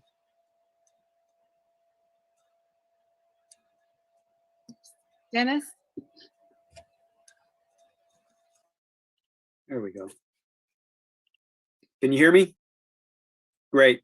One, Karen, just on the JPA Laguna Grande, that meeting is on, I just wanted to confirm, April 21, 3 p.m. 6 p.m. 6 p.m. Yes, Okay. thank you. Okay, yeah, and just because now I've been assigned the lead on that, could you, I don't know if it's a Zoom meeting or what, but if you could just let me know how what the method is to participate, I would appreciate it. Yes, it's going to be a Zoom meeting, and they're working on publishing the agenda and everything right now. So I'll make sure that I keep you in the loop. Great, much appreciated. The second thing is we will resolve the pickleball situation. At some point, there's a lot of moving parts to that, and I'm just anxious to hear from folks, see what we can try to work out and what the alternatives are. Again, we've heard from a lot of people, but there's a lot of information out there that I would like to have access to in terms of, potential alternatives to Via Paraiso, for example, those kinds of things that could factor into something that might be workable. So anyway, the bottom line is I'm looking forward to agendizing that pickleball issue.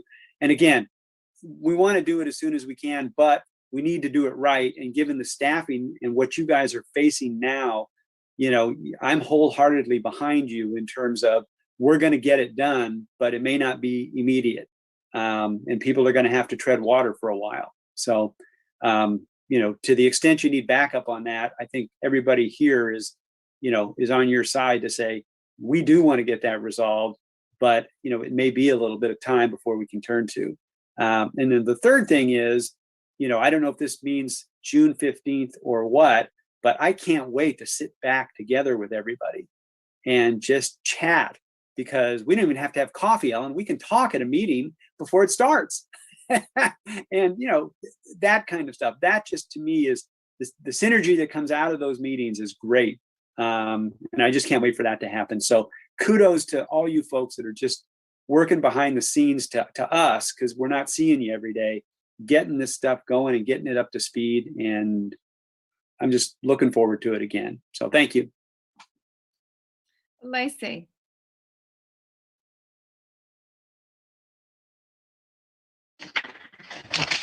Sorry, my tech is so bad. I don't know if you can hear me, but my children are thrilled that parks are open again. And we are just, it's amazing to see their faces when they get to a park and know that they can actually go on the playground equipment and swing on the swing sets. So I just want to say thank you so much for the hard work you've been doing to make that possible for the children. I guess, and lastly, I'd like to just reiterate Dennis's point. I think it's true. We hear the concerns. We want to do what's right. And I think, we all understand that we've heard from everyone. We didn't hear from the pickleball players themselves, and I think we do need to hear from them as well. But I'll look forward to having it as an agenda item. I'd say in the meantime, I've actually been doing some reading, and I'd suggest for the commissioners to think about reading and learning some of the concerns that other communities have faced with pickleball, just as a background reference for ourselves. And I guess, and thirdly too, I don't know how you guys do what you do. I'm thinking you never sleep, actually. But it's been wonderful to see everything that's happening. And fourthly, I'm really hoping we get to take the tour of the parks this summer at some point, and look forward to having our pictures taken with the train at Dennis the Menace Park. Don't forget to wear your t-shirt when we do that. And I am looking forward to having a real meeting, because you guys are probably sick of looking at my bedroom. Anyhow, that's all I have. Anything else? We have the next regular meeting scheduled for May 12th. I'm sure we'll check and see if we have a quorum for that meeting. And if there's nothing else, I'm going to adjourn the meeting.